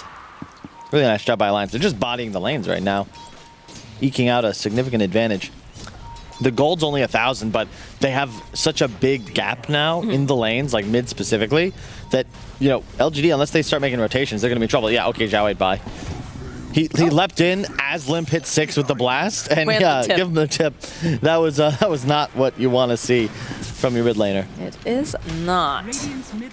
Both of them over on the side of PSG.LGD here, sitting a little low, but it's too scary for them to go forward. Double cookie hop, very nicely done. They'll throw out a Stormhammer. FNG has the Purification. Faith sitting very low, has the Decay. They're able to take down FNG a 3rd time. And Nico Baby is forced away. He turns back around though, considers going in. Faith, he's playing with fire here. He misses the Decay. Nico Baby can punish him heavily for this. Doesn't have a stick, doesn't have a wand or anything. Oh, the cookie hop from XinQ. Gotta be just enough to keep him alive. That was huge. I'm really surprised they don't have a stick on Faith Beyond. Like, of all heroes that can turn extra mana into damage and survivability, Undying, he'd have, he might even be able to kill Sven there if he just has a little bit more boost, but rushing phase boots instead. Zhao 8 has 6, so he won't be as afraid of Limp, but look at that mid tower, already 280 HP, and that was the kill. Yeah, like Limp just hit 6 and, oh, hello. He tried. He tried. What else are you going to do at that point? Although I guess then you run into the issue with your teleport being on cooldown, right? So then you have to do the walk of shame. Indeed. Shame. And now S4 with a Vanguard. This is truly something that Clinks just can't really deal with because S4 is just going to run at him, take almost 0 damage, now level 6. And it's a very different kind of game for Ame, actually feeling the pressure. I think Axe significantly better suited to deal with the hero, just primarily because of the itemization. On Mars, you want to go the phase boots, he went for a hood, but Axe is just, okay, Vanguard, good luck, have fun, and force him out. It's definitely a way to deal with this Clinks. I'm interested, though, here, because, again, it's an interesting thing to think about this top lane, the fact that Faithbian has been able to secure 3 kills now over on FNG, but at the same time, this Sven doesn't seem as bothered, right? So is it really as effective? Not so far, no. You would have hoped they'd be able to secure more, like, creep advantage, but it's tough because, Nico was just shoving the lane. Shoving the lane, FNG would pull, go stack, and I think that again, I haven't seen any offlane Undying, nothing to go against, but I'm very surprised whenever I see an offlaner completely forgo items like stick, no extra mangoes brought out now, Faith Beyond. Getting manned up on. Nico Baby gets hopped upon. Do they have enough damage? The Decay comes through. One more hit would be able to do the trick, and it's XinQ who will clean up Nico Baby, and possibly they will get another kill on FNG as they're just running after him. Pops the wand, charges. Need one more hit, and it's a double. All right, take everything I said back. Those phase boots coming in clutch. The extra bonus damage, but there's the stick. Okay, I still would have preferred it earlier, but either way, they get the double kill, so you're happy now.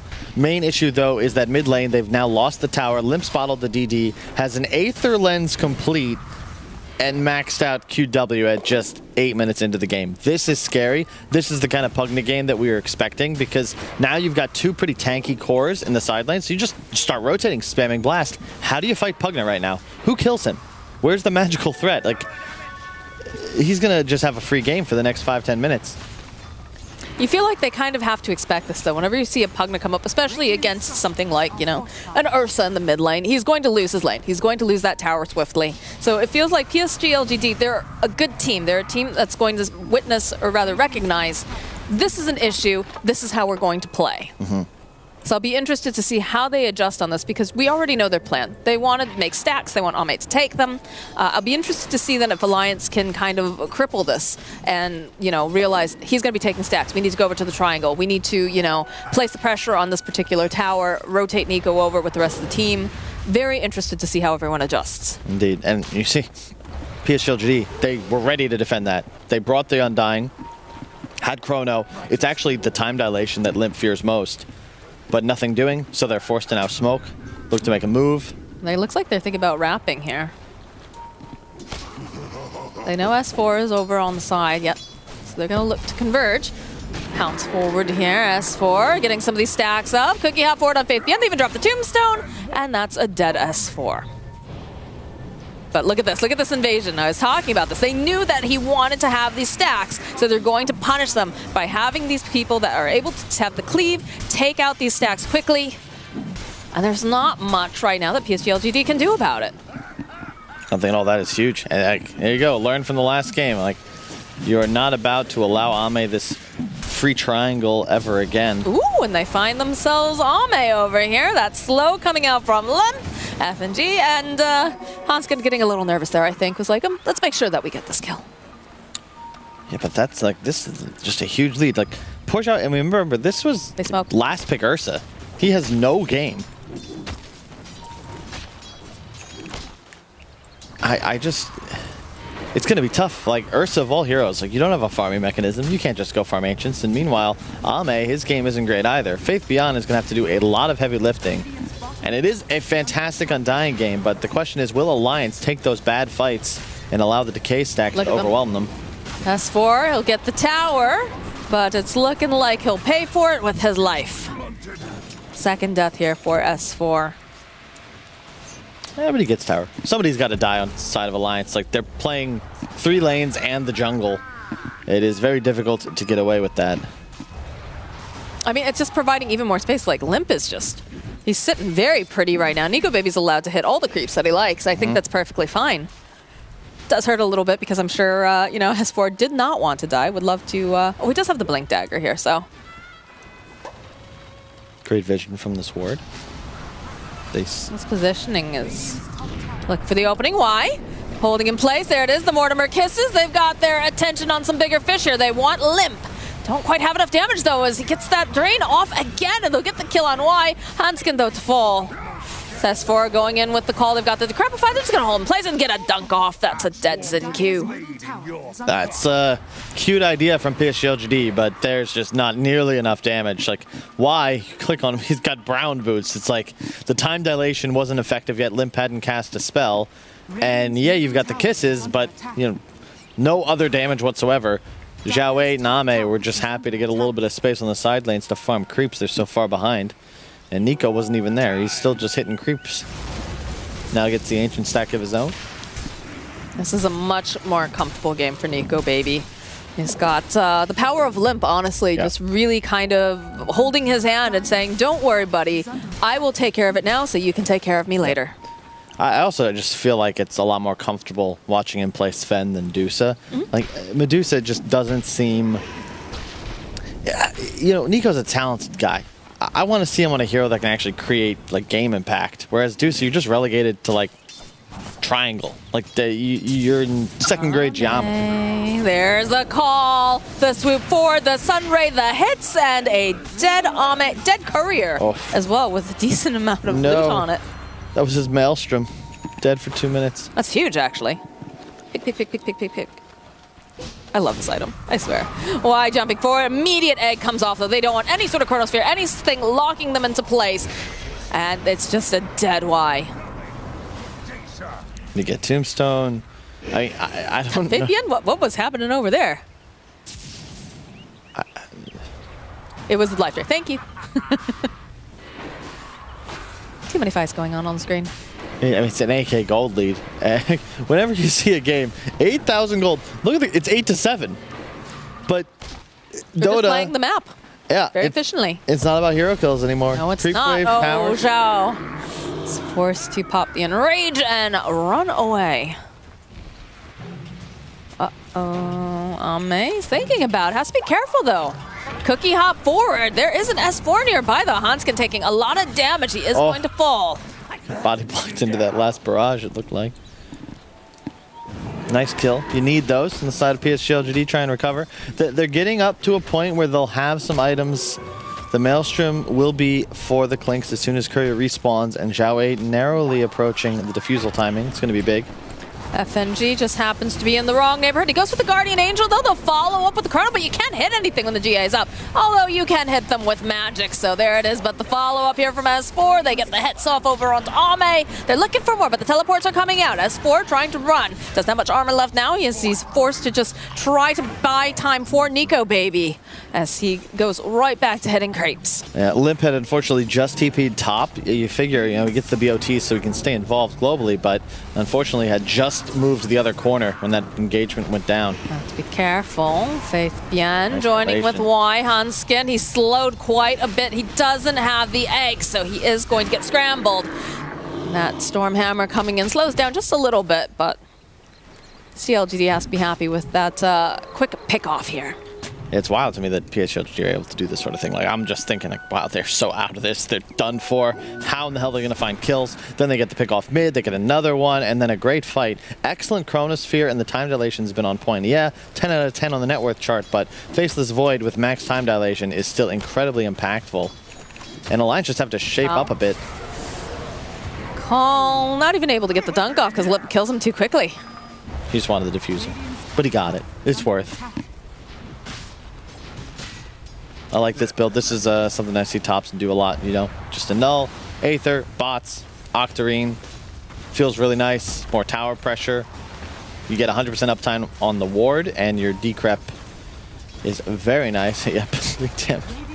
Axes is primarily just killing creeps so that his creeps can hit tower, but Limp doing a lot of direct damage. Faith Beyond has the hood. I don't see Alliance. They're still in control. They got great team fight. They just have to recover a little bit. This is nice from Ame just to invade. Still enemy Ancients. At this point, you kind of just have to trade triangles. Poor Xiao 8. This bear has been poked at relentlessly. I do like the way that they're kind of playing. Like, they have S4, typically you want to be able to have this axe, get those spins and whatnot. But using him as just the person to hold everything in place so Limp can get off the life drain and get the maximum amount of damage. That's a good smoke. They cleared out top of all resources. Oh, they find themselves Faith Bien, and they'll get themselves a kill on Undying. Why now? Forced away. Teleports are coming in. Ame looking to possibly be a part of this. It's scary when you consider that they don't have Faith Bien. And Zhao 8 is not particularly... Yeah, look at this. He just tries, he shows up, he's like, I got it, guys, don't worry. No, they got you, Zhao 8. They got you. And there's the Chronosphere. They deal the Mortimer Kisses, but again, they have the Guardian Angel. It'll buy them some more time, so Ame can't put out that damage he wants to. They try to ride back around again as they're able to take down Y. These Chronos are beautiful, but they just don't have the damage. They might be able to take down the Phoenix. Indeed, they will with the Scatter Blast, but S4 chasing after him. Gets the call off, holds into place, just gets that life drain going on, looking for the dunk, and there it is. But Limp, he does have to be careful now. He's got the Decrepify. He's going to just have to teleport away as S4 has already made his own retreat. Like how Nico just was like, I'm out of here, I'm gonna go farm. But that was just nice execution. Amazing positioning from FNG. That's the reason the fight is secured. I believe Limp certainly dies in the Chrono if he had stepped out into it. But instead, GA, Grace, heal, and then Limp all of a sudden doesn't even have time dilation on him. He's still free to work. Faith Bien. Very intimidating looking, but thus far feels a bit ineffective. And I mean, at least more effective than my man Xiao 8. Poor Xiao 8. This is just not a good game for the bear. It's just hard. It's just so very hard for him to get anything really done. I would say, that was the thing I was most concerned about, was the impact that Faith Bien was going to be able to make later on, right? Because he absolutely dominated the laning phase. Looked very, very strong. Got 3 kills on FNG, but now it just feels like it's a little clunky trying to figure out how he exactly fits into all of this. Especially when you look at Alliance's draft, you know exactly how they want to play it. Yep. And simplicity is king. Yeah, it does feel like the Ursa's a bit out of place. Just because your damage output's kind of similar to a Klink's, burst physical, but there's just so much to control you. And it really feels like some sort of spellcaster, anything that did, maybe not the Leshrac into a Pugna, but something that provided you with more team fight. But bottom. What would you have liked to see then? Obviously, the Pugna was a great last pick here, but I think Invoker was banned as well as Death Prophet actually by PSG.LGD. I wouldn't have minded either one of those heroes. Okay. Just that AoE control, the silence. This is nice, though. You do have Ursa, so... Look at the teleports. Look at the teleports. Look at them. They're just all running here. They're like, something's up. Something doesn't seem right. Hi, Faith Bien. Back off. Guys. And see Ame nearby. They might be able to finish this Roche, though. They're hesitating. They do have Y nearby as well, so if they try to jump in, they'll be punished. It's huge, man. Alliance could have potentially ended the game with one swipe there if they were able to kill heroes plus take the Aegis for themselves, but not wanting to risk it. It is tough to invade blind into a Chrono. Tombstone already dropped.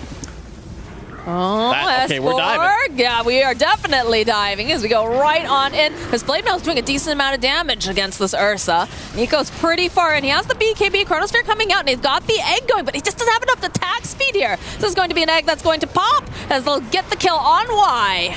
Aegis already removed. This tower's going down. S4, he's waiting patiently. He knows he's got a kill waiting for him as he takes down Zhao 8, and they march right on into the base of PSG.LGD. Man, what a baller move. They're just initiating on the tier 3, but I really like that from Alliance because they understood counter initiation was coming. So Nico Baby just sort of, you know, he was going to be isolated. Immediately the egg comes out, so that just kind of cancels the Chrono, and they're all of a sudden way out of Tombstone. It's just really nice play. Tried to get the cookie hop over onto S4. Ame, of course, does a decent amount of damage, but it's just looking a bit more difficult for him to get engaged in these fights. Yeah, still very impressive. A 10k gold lead almost for Alliance, 15 to 14. PSG certainly still in it, but I think they're going to need that next round of items. The Aghanims on the Undying is pretty sick. It takes the Strength Steal from 4 to 10, and then all of a sudden long fights really start to tilt the side towards this Radiant side. But I don't know. Look at this aggression coming out from Alliance. They know that they're so strong right now, and they're just looking for their next engagement. Look at this Nico Baby coming right around the corner. Already has that Heavenly Grace. Jumps forward. Oh, leave poor Zhao 8 alone. Poor bear. Silly old bear. S4 would have grabbed another had he landed that call, but yeah, Nico Baby has DD. He's not afraid of anything. Look at this man. Doesn't have an Aegis. Ulti ready. He just waddles right on in. Going to rejoin the rest of his team over here on the side. They know there's no Chronosphere, there's no Snapfire Kisses. Pythian can drop a Tombstone and maybe drop a couple decays, but that's not enough to make them leave your base. Oh. Why? A little play, forward, backwards, you know. Give them a little fright. But they end up taking the other axe. Yep, and even conserved their ultimate on Nico Baby, so they're still ready to fight. Had they utilized it, it would have been an opportunity for PSG.LGD to grab the respawn, perhaps chase them out of base. But with the BKB on your Sven as well, you're just not very afraid of anything. And oh no, why? Why do you do this? Has to check. You know, you got to try and control vision, but Alliance wisely just camping the triangle.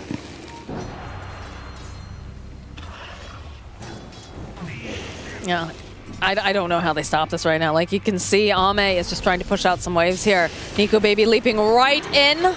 Maybe not the tier 4s. Maybe not the tier 4s, you know, but surprised they're not hitting some buildings. Okay, the follow-up from S4, though, that's pretty darn good, as they'll be able to take down Faith Beyond. And they can start applying even more pressure. The BKB already popped on Nico Baby. He's going to go bottom. He's going to apply pressure with the rest of his team. Limp acting as a little battery here. Going to be able to heal people up. That was pretty sick. Like, that was really nice play from Alliance. S4 and Nico Baby have done a great job kind of baiting out spells, covering one another. And you don't want to dive too deep, but you want to bait these abilities. As soon as somebody gets cookied in, they become a really tasty target. You know, see, he's just baiting here. He's just chilling, hanging out. Here comes the cookie. And then you can even see, like, he BKBs, he's turning around. S4's already in. A little to the left, and maybe he gets both, and they get a free Snapfire as well. But either way, Scotty complete on Clinks. That's big for Ame. Should be able to help Kite just a little, but at this point, you need some miraculous ability placement, like 4-man Chrono. Somehow, there's a target Zhao 8 can hit on the outskirts. Another reason the Ursa maybe not ideal here, because you just don't have a tool to deal damage here. You're taunted, then you're decrapped, you're stunned, then this guy turns into an egg. You can't deal damage into the Chrono. It's just really rough for the director. I just love how ridiculous it sounds. Like, you know, you're taunted, you're decrypt, like normal things. Then this guy turns into an egg. Like, how am I supposed to deal with that? I love it. Daedalus completed now for Nico Baby. He was already hitting hard. He's about to hit even harder. 2 chops and you're out of here, friend. Why falling? Faith Bien drops the tombstone. They're going to back off. Hanskin needs some help here. He does have egg available, so he's going to try to do it, try to move out of the way. Snapfire Kiss is coming in. They'll use the Guardian Angel. Zhao was looking for the opening. Egg does indeed pop. Nico Baby jumping right back in again. He just slaughters the director. And he is going to get chronoed, though. Do they have enough damage? They should be able to take down FNG, but S4 over on the back lines is able to get himself a beautiful call and just buy them more time so that they can safely take Nico Baby out. And they'll try to keep that battery going here from Limp, but eventually they take down Nico Baby. S4 on the run, decrepified by Limp, as everyone on the side of Alliance starts backing out. Nice play here with that little ward. We'll be able to just slow them down just a little bit here, put a bit of damage. And Limp, he's trying, he's getting chased down. The Decrepify, though, again, buying him enough time where he can teleport safely away. All right, PSG.LGD, I don't want to speak too soon. They might like be in this game. The Aghanims on Faith Beyond, he had 64 strength for a time. Like, he's actually pumping out a ton of damage, and that just removes damage from the Sven as well. In addition, you know, Ame just hits way too hard. Like, Hanskin? I don't know if the Q is balanced, I'll be honest. He just came out of Invis, gets the Skellies down, and then, you know, S4 had a great call. It wasn't enough. Like, Ame just kills everybody. Launch this fight again. It's an immediate... Chop, chop. Yeah, 1671. I believe that was the year of the Magna Carta, but either way, 100% to 0. Void will buy back.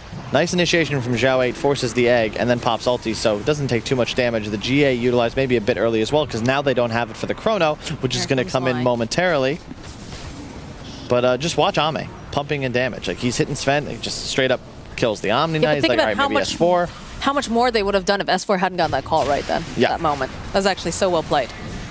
Why? Ooh, the nice thing about the yo-yo effect, but unfortunately, not clever enough here. Not this time. And now no buyback, so do you push is the question. It's really tough to play heroes like Sven against Scotties. Clinks now has one. Well, he's had one for a while, and now going for the Nullifier next, so a bunch of damage. It could also potentially prevent BKBs, in addition to purging the Guardian Angel. Limp. Hello, friend. He has the dust. S4 is here, gets the call off. They've got the taunt. He's got the blade mail, the life drain. This is looking pretty darn good, as there's no buyback here on Ame. That was a dragon scale axe, and he still almost died to the Clinks. That's insane. Nico Baby on the hunt. Sees Xingqiu here. Hops forward. Oh, Xingqiu just a little bit faster. Rest of the team, they don't have Ame for 57 seconds. And Sven has ulti pops. Is this really the move you want to make? Sven's a big boy. Got good vision. He's going to blink forward. Are they just going for it? Seems like they just want to go. But yeah, the BKB immediately here from Nico Baby. Doesn't have to worry. Oh, he walks into the Chronosphere. Oh, no. Not enough damage, though, to do much. So it looks like the Chrono held him in place, but that's about it for now. Hanskin's already in the base here. He's just trying to get a little bit of space. Goes for the egg. Nico Baby's here. They're going to be able to pop it. Nico running on in. Wants to get the kill on. Why? That's a big crit. Oh, baby. On the back lines, S4 is just trying to fight this massive Undying. He needs his battery help coming out from Limp, because he's just so tanky. God. They get the kill on Limp. Now he coming in hot. Is he going to be able to... Oh, the kill over on Zhao 8. Nico, he have the Guardian Angel. It's buying them some time, but it's not looking like it's going to be enough. Look at Faith Beyond. He's so tanky. 5,300 health. Nico, baby, has to blink up to the high ground. Do they have the vision? Can they get there fast enough? No. Oh, my goodness. Dude, this Undying... Like, I don't... Are you a believer yet? I'm definitely a believer, considering how bad this game looked. You know, behind like 10k gold at 15 minutes, they've stabilized. And the Undying, like, you can't really target him anymore, because he hit a 4-man decay and just immediately gained like 1,600 health. Yeah, look at this. In the back lines, S4 has been hunting. He was trying to get this. And he's just a little bit off the screen. This is Hanskin just getting a little too aggressive. If his team's a bit closer, perhaps you can cover. You may have wanted to trust in his Pugna there, but watch this. Like, they go for Faith Beyond. This has worked all game. 4,000 health, but then he's got active Hood. He still has Stick. The Decay, Soul Rip aggressively, didn't even need it to heal himself, and then the damage is just unreal.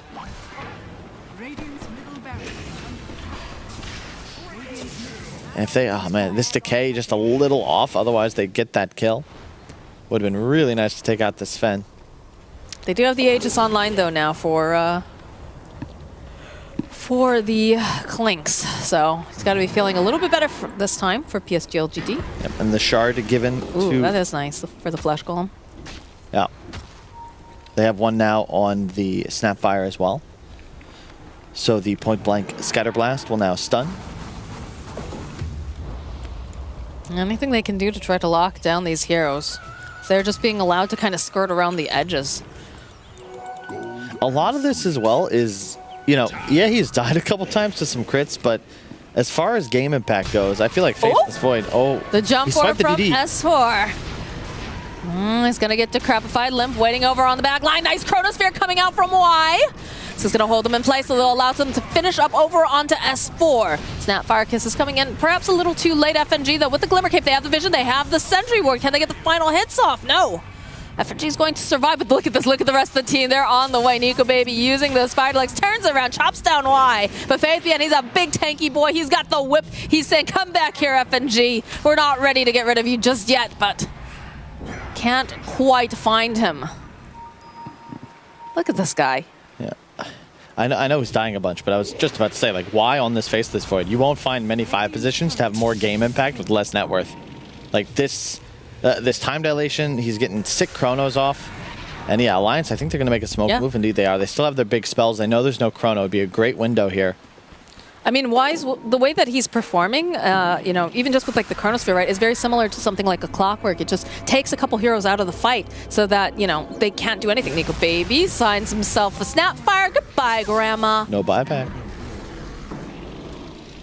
And Xiao immediately hightailing it the heck out of here. Limp already teleporting to these creeps. Xiao jumping down over to the low ground. They want...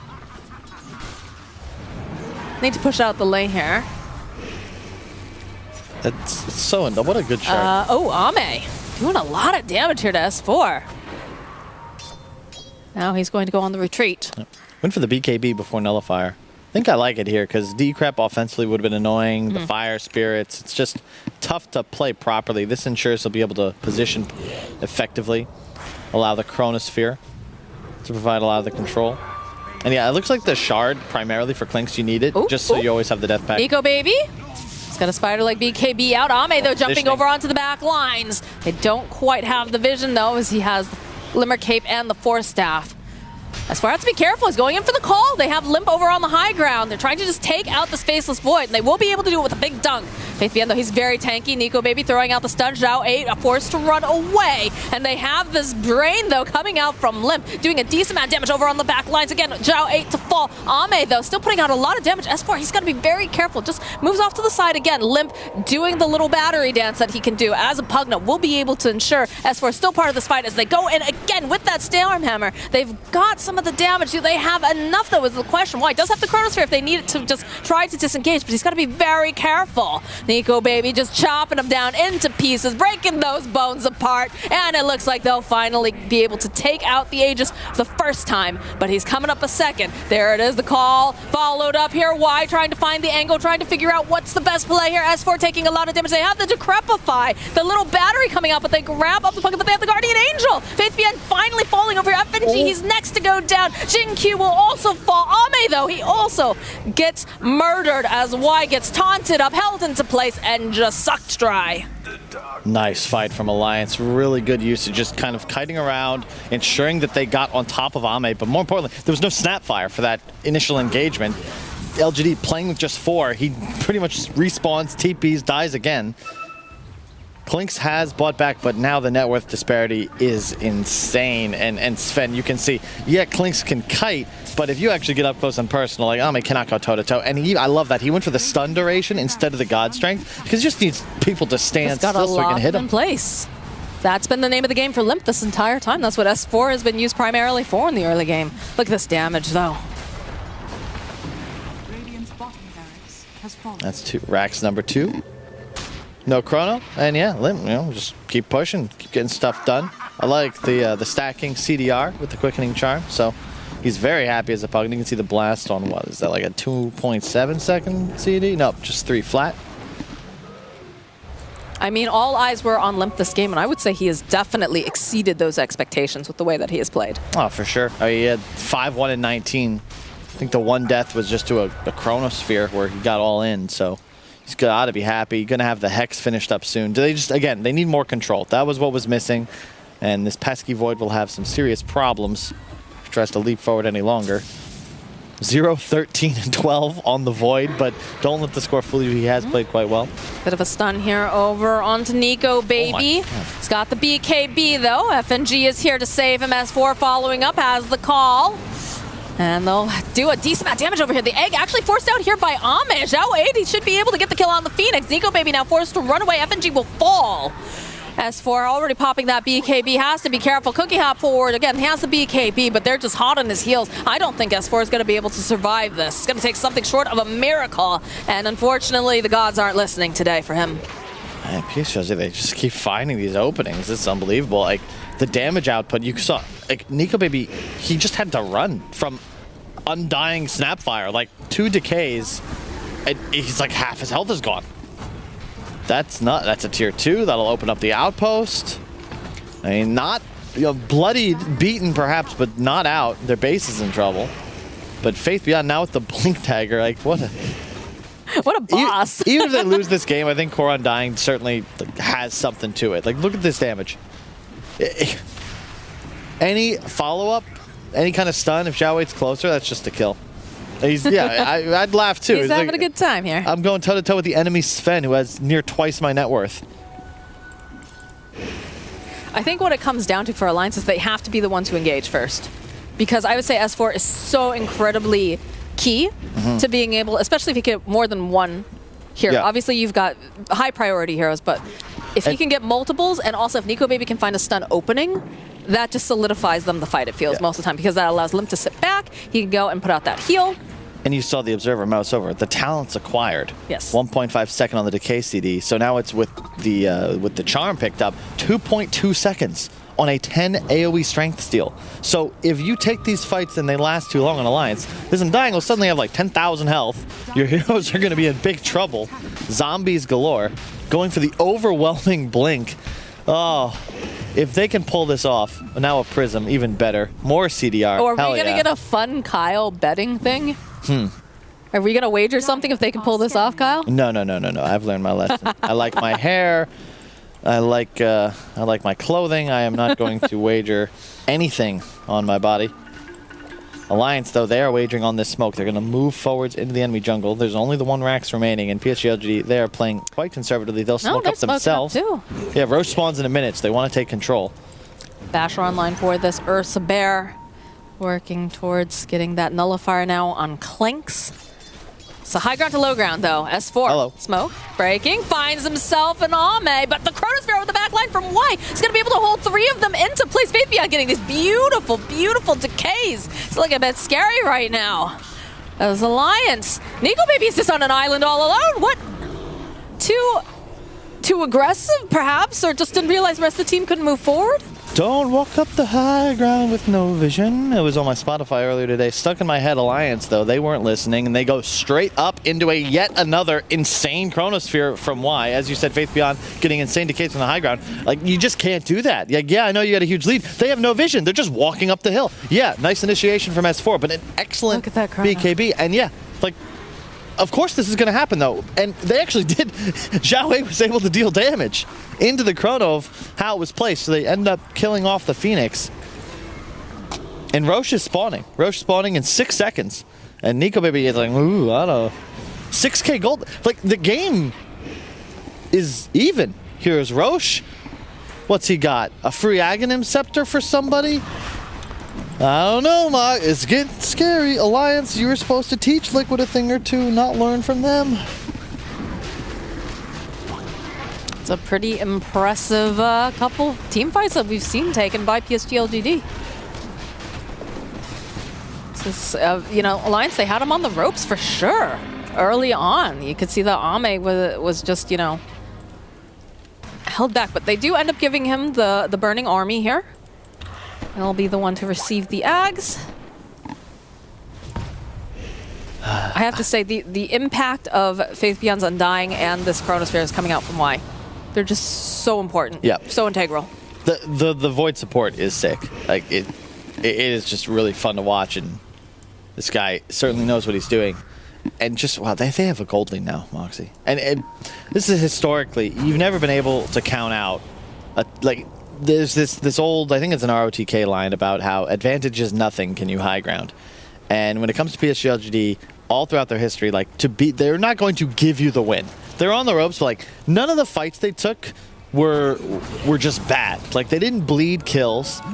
They were losing fights to Alliance because they were getting outplayed, but they make you continue to outplay them if you want to get the win. Even 2 racks down, it just feels so hard. Like they're ahead in this game now. Ame's top net worth all of a sudden. Oh, hang on. Oh boy, that is a very big surprise as Faith Beyond not going to be able to get all those stacks. S4 though, he's taking so much damage. Guardian Angel coming into play here. S4 with the BKB and the Angel should be able to survive this. Nico Baby, he's hunting for someone that he can actually hit as he is being kited. Glimmer Cape going to be used as well as the Heavenly Grace. See Hanskin hoping they can find someone. They do manage to find a very nice target in the form of Ame.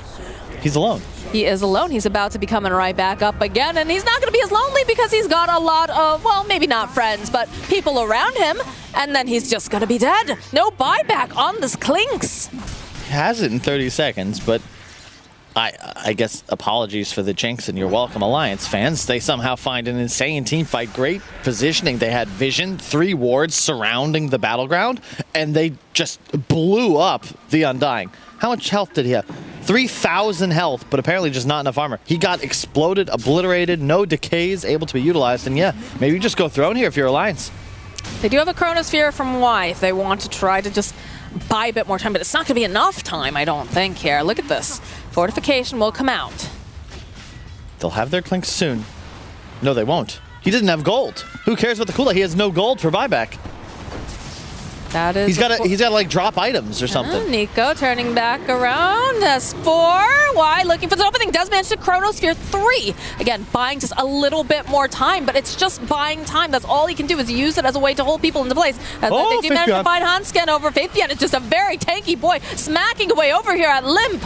Limp, he gets cookie hopped down. That is a dead Pugna. They're forcing them out of the base. FNG, Xiaowei turns around. He's like, oh, wait, didn't we kill you? No, not yet. Nico Baby with the spider legs running for his life here. We've got so much decay going on.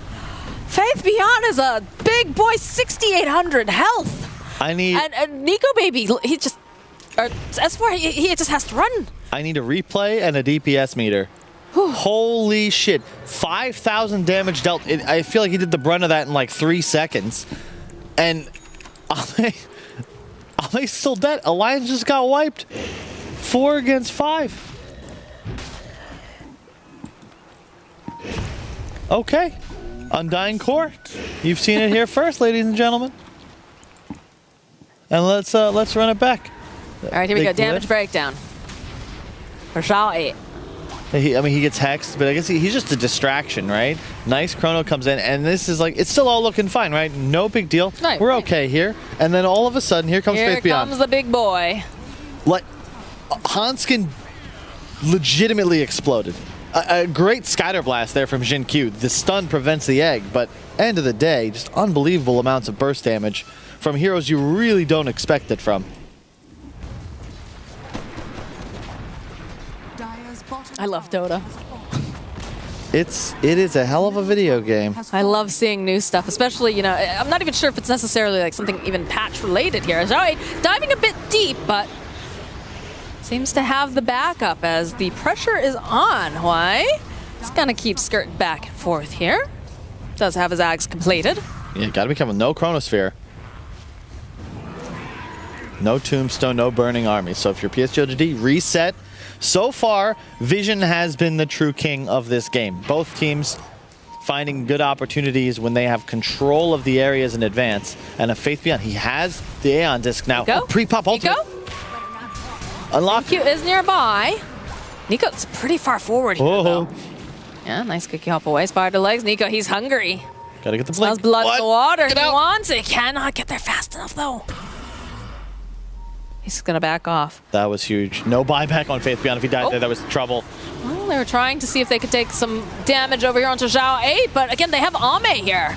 They just need Nullified. too much. Nico Baby, his BK beat, it doesn't even matter. Another Chronosphere Oh coming my out from God. Y. They should be able to go and take down, no, not quite going to be able to take down the egg, but the long-range Snapfire Kisses coming in hot. Is it going to be enough to take down S4? They take down, maybe they take down S4, and they're looking to get anything else they can. Limp, these armies are doing so much, they cancel it out. They're able to just take down the Pugna. My God. The damage buyback now coming out from Limp. It's not ready to sit down. I just can't believe it. Like, why with this Aghanims? He had the huge chrono and then follows it up with a bash on all targets thanks to the Aghanims upgrade. Interrupts Limp's TP, now forces the buyback. You have no buyback on your Sven. There's no way that LG... Okay, he'll have it in 17 gold, so he's going to have it in time. They won't get throned here, and there's no chrono. Maybe you get a nice fight out of this. That's the hope if you're an Alliance fan right now, but PSG.LGD giving us a masterclass in being patient and just... Oh, no. Now you have the reincarnation talent on Faith Beyond. Oh, my God. He will not die. Literally living up to the name Undying. The jump forward, they find themselves Hanskin right off the bat. The nullifier over onto FNG. S4 trying to just keep him alive. They'll use a sheep as well. Faith Beyond, okay. Not gonna work. He's coming back up again, though, like we said. Just can't get rid of him. They're just surrounding FNG. S4 trying to find this opening. Maybe they can get enough damage off. All right, they take down FNG. Hello, Zhao next to fall. After getting a triple kill, though. Another buyback. Buyback. You know there's no buyout on Limp's Pugna. 100 seconds, you're gonna have a 4-on-5.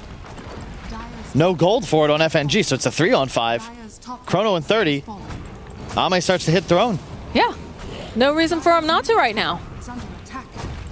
Alliance trying to figure out how do we get into this fight. We don't have our Omni. Okay, all right. They might have been able to find themselves a double kill for Nico Baby. That's looking pretty good, but it's not looking good for Nico Baby because he's dead. Oh my word, the GG gets called. Beautiful, beautiful game coming out from PSG.LGD. I just can't believe, I mean, Zhao, it's just like, man, that game wasn't as fun for me to play as it was for everybody else, but holy...